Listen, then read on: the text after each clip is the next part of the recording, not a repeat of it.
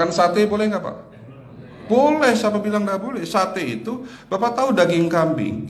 Daging kambing, daging domba adalah makanan sehat tidak berkolesterol.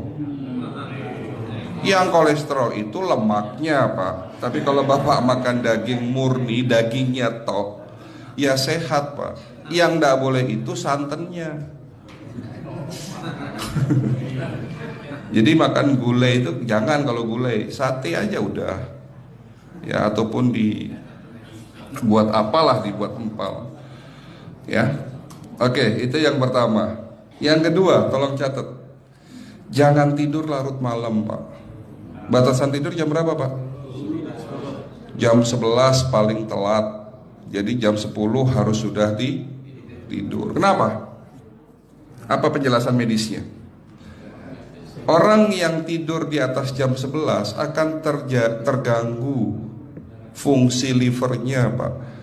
Dimana liver kita ini fungsinya banyak. Ya, ada 500 fungsi liver loh, Pak.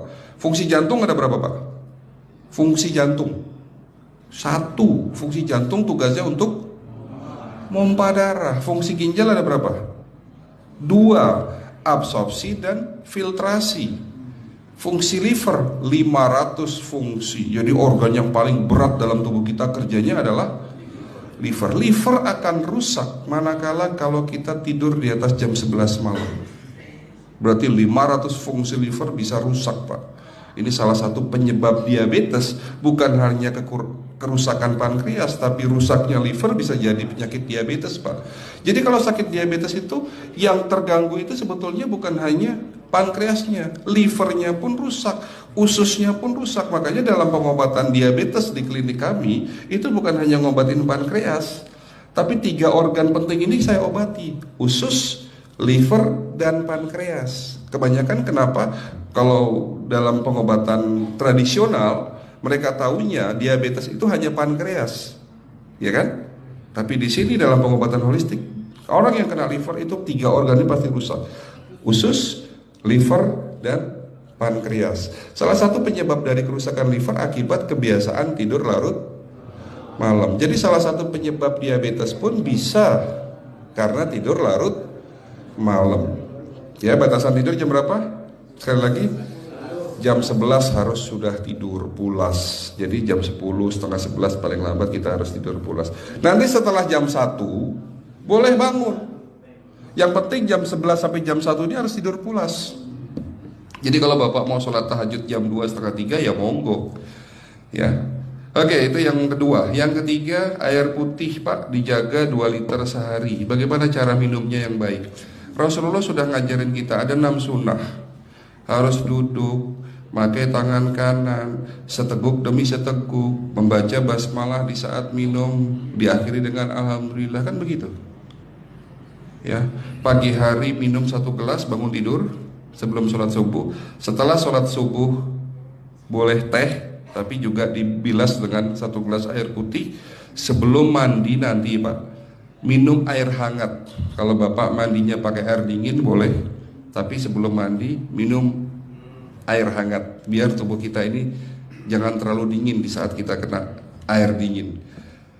Sampai maghrib pastikan 2 liter sudah masuk dalam tubuh kita. Malam mau tidur, tolong perhatikan Ibu ya, malam mau tidur jangan banyak-banyak minum.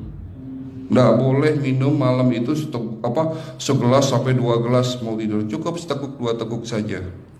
Karena kalau sampai kita minum mau tidur 1 gelas besar, ginjalnya malah rusak, Pak. Ya. Oke, itu yang ketiga. Yang keempat, puasa. Lakukan puasa secara rutin, insya Allah kita sehat. Nah, untuk penjelasan atau materi puasa nanti bisa hubungin staf saya. Nanti di bulan Ramadan tahun ini, kalau memang masih ada slot 1 sampai hari ke-20, saya bisa mengisi manasik kesehatan yang berkaitan dengan manfaat puasa untuk kesehatan. Insya Allah kalau memang masih ada slot waktunya, karena kita di bulan Ramadan hanya 20 hari kita ngisi manasik. Ya, oke, itu yang keempat. Langkah keempat. Langkah 1, 2, 3, 4. Langkah kelima. Nah, sebelum saya menjawab yang kelima, saya ingin membacakan sebuah sabda Rasulullah. Rasulullah bersabda, di dalam tubuhmu ada segumpal daging. Jika segumpal daging itu sakit, akan sakitlah seluruh tubuhmu. Dan jika segumpal daging itu rusak, akan rusaklah seluruh tubuhmu. Apa itu segumpal daging? Segumpal daging itu adalah hati. Tapi ternyata yang dimaksud Rasulullah itu bukan liver, Pak. Yang dimaksud Rasulullah adalah hati kita, roh kita, jiwa kita, perasaan kita. Kalau hati kita rusak, kita banyak penyakit hati, iri, dengki, sombong, takabur dan sebagainya. Penyakit fisik akan muncul dalam tubuh kita. Ya, tidak ada orang stres itu sehat, betul tidak Pak? Tidak ada orang yang suka marah-marah itu sehat, betul tidak? Bahkan Rasulullah mengajar senyum adalah ibadah. Senangkan orang lain, permudah urusan orang lain, insya Allah kita sehat. Ya, jadi itu langkah ke-5. Langkah 1 sampai langkah ke-5 sifatnya individual. Bapak bisa lakukan sendiri di rumah. Tapi langkah ke-6 ini butuh bantuan pihak dokter atau rumah sakit. Kira-kira langkah ke-6 apa Pak? Lakukan pemeriksaan sebelum sakit. Jadi periksa itu jangan nunggu sakit baru periksa. Jangan seperti kayak Bu Ustazah tadi, diajak periksa, jawabannya takut ketahuan penyakitnya. Setelah stroke baru datang ke klinik untuk minta diperiksa. Kalau sudah stroke susah nggak nyembuhinnya Pak? Kata kayak beliau nih, sudah 2 tahun tidak sembuh-sembuh karena sudah terlanjur stroke. Tapi kalau beliau melakukan general check up, mohon maaf ya Pak, kalau beliau melakukan general check up rutin, insya Allah tidak akan kena stroke karena sebelum stroke sudah diobati dulu.